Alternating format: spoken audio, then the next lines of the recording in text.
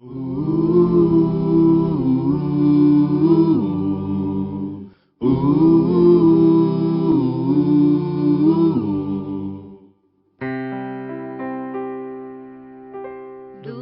teu falar,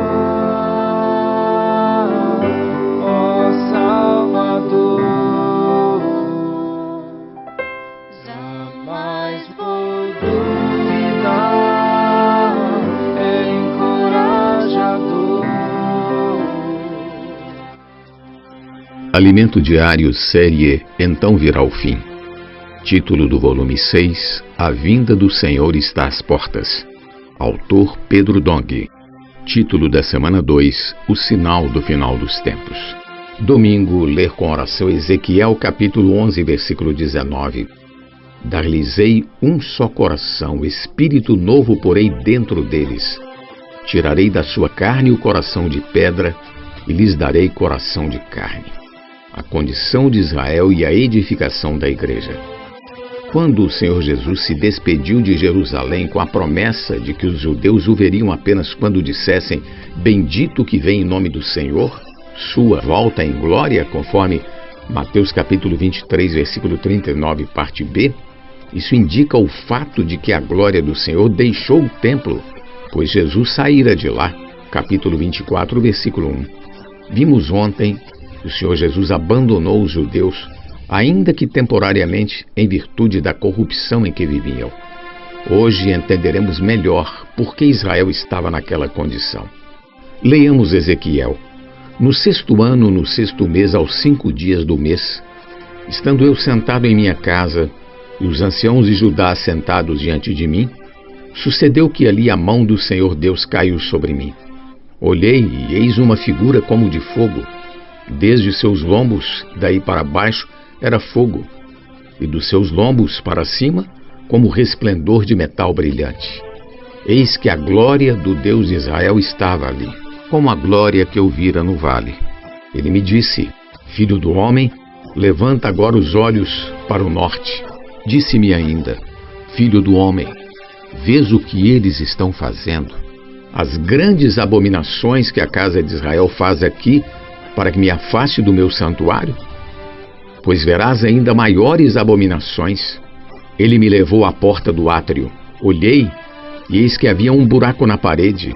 Então me disse: Filho do homem, cava naquela parede. Cavei na parede, e eis que havia uma porta. Disse-me: Entra e vê as terríveis abominações que eles fazem aqui. Entrei e vi. E eis toda forma de répteis e de animais abomináveis, e de todos os ídolos da casa de Israel, pintados na parede em todo o redor. Então me disse: Viste, filho do homem, o que os anciãos da casa de Israel fazem nas trevas, cada um nas suas câmaras pintadas de imagens? Capítulo 8, versículos 1 e 2, 4 e 5, parte A, 6 ao 10 e 12. A fim de mostrar ao profeta outras abominações, levou a entrada da porta da casa do Senhor, que está do lado norte. E eis que estavam ali mulheres assentadas chorando a Tamuz. Versículo 14. Ali estavam mulheres chorando diante de um ídolo, e não mulheres conectadas adorando a Deus. Com essa leitura, entendemos por que Jesus abandonou seu povo. Há uma certa semelhança com a glória do Senhor ter deixado o templo e Jerusalém pela idolatria e rebeldia do povo de Israel, que resultou no cativeiro babilônico. Os judeus viviam numa situação de completa afronta a Deus. O templo que Deus elegera para sua habitação e a cidade que escolhera para ir por seu nome foram totalmente contaminados. Jesus disse que os judeus haviam transformado a casa do Pai em covil de salteadores. Apesar da advertência de Deus em Ezequiel, na época de Jesus, a liderança de Israel continuava com as mesmas torpezas. Os anciãos faziam negócios ilícitos, escusos, envolvendo as ofertas do templo para se tornar ricos e poderosos.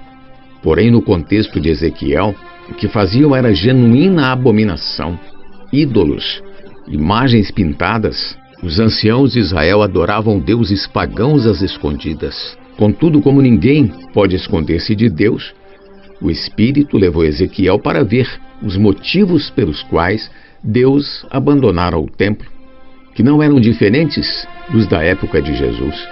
Por isso, ele abandonou Jerusalém. Prosseguindo no livro de Ezequiel, lemos: Vês isto, filho do homem? Verás ainda abominações maiores do que estas. Levou-me para o átrio de dentro da casa do Senhor.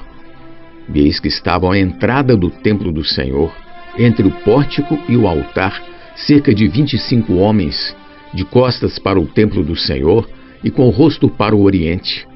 Adoravam o sol, virados para o oriente. Capítulo 8, versículos 15 e 16. No capítulo 10, o profeta viu sair a glória do Senhor da entrada da casa e parar sobre os querubins.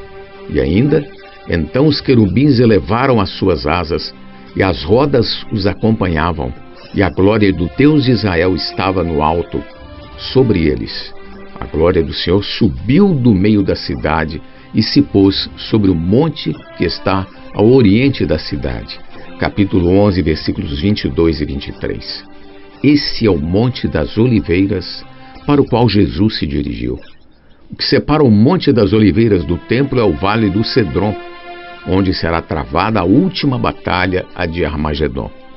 Israel será encurralado, sofrerá muitas perdas, os remanescentes invocarão o nome do Senhor e ele os salvará. Louvado seja o Senhor. Quando abandonou Jerusalém, Jesus se dirigiu ao Monte das Oliveiras para explicar aos discípulos quando seria o tempo do fim. Mateus capítulo 24, versículo 3 diz: No Monte das Oliveiras achava-se Jesus assentado, quando se aproximaram dele os discípulos em particular, e lhe pediram: Dize-nos quando sucederão estas coisas, e que sinal haverá da tua vinda e da consumação do século. O trecho de Mateus capítulo 24 e 25 constitui a explicação de Jesus para essa pergunta.